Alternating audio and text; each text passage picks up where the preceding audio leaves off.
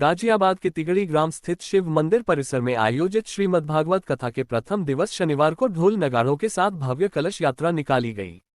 कलश यात्रा तिगड़ी एवं बहरामपुर में घूमती हुई पुनः तिगड़ी ग्राम के शिव मंदिर परिसर स्थित कथा स्थल पर पहुंची।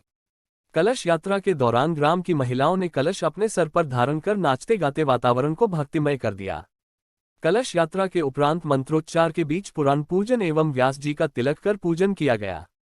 कथा के प्रथम दिवस कथा व्यास ओमकारानंद जी महाराज ने भागवत महात्म्य का वर्णन करते हुए कहा कि जब कोटि जन्मों का पुण्य उदय होता है तब जाकर हमें श्रीमद्भागवत कथा सुनने को मिलती है।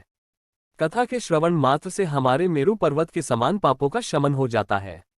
इसलिए जीवन में हमेशा नेक कार्य करते रहना चाहिए।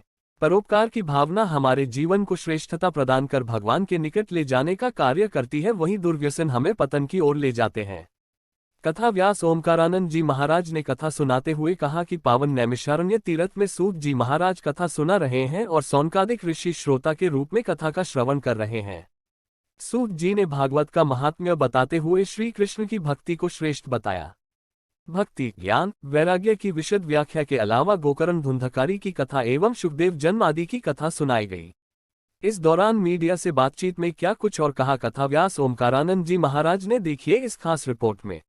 बोलो श्रीमद्भागवत महापुराण की जय। व्यास जी, आज प्रथम दिन है, आरंभ किया जा रहा है श्रीमद्भागवत गीता का। जी, किस तरीके से आज का पहला दिन रहेगा, कौन सी कथा का आरंभ किया जाएगा? आज हमारा पहला दिन है जिसमें कि कलश यात्रा होती है।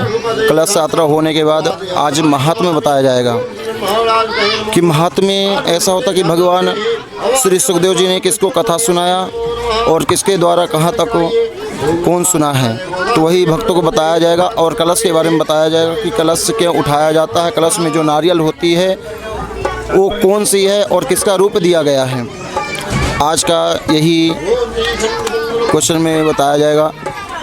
और कल की कथा जो वो हमारी होगी उसी राजा परीक्षित का जन्म और जन्म से लेकर के नार संवाद तक, सती चरित्र तक कल की कथा कही जाएगी। कलश यात्रा का महत्व बताइए। कलश यात्रा कहा गया कि कलश यात्रा जो होता है, कलश यात्रा में हर एक तीर्थों के राजा जो नदी गंगा होती है, हर तीर्थों के भगवान श्री वरुण देव के गण होते हैं और उन गणों को बुलाया जाता है।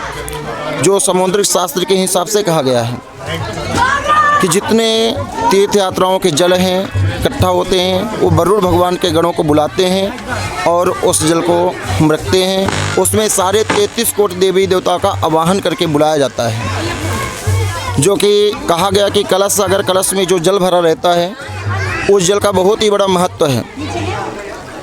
इतना बड़ा महत्व बताया गया है कि कैंसर जैसे रोगी व्यक्तियों को अगर उस जल को पिलाया जाए, अंधे व्यक्ति को अगर उस जल को डाला जाए, अगर जिसको सुनाई नहीं पड़ता है उस जल को डाला जाए तो उसका बहुत ही फायदेमंद होता है। जो कि सुनाई भी पड़ने लगता है, दिखाई भी देने लगता है और अनेक प्रकार की बीमारियों का दमन करता है, क्योंकि इसमें भगवान का 33 कोटि देवी देवता का आवाहन करके उस जल को अभिमंत्रित किया जाता है।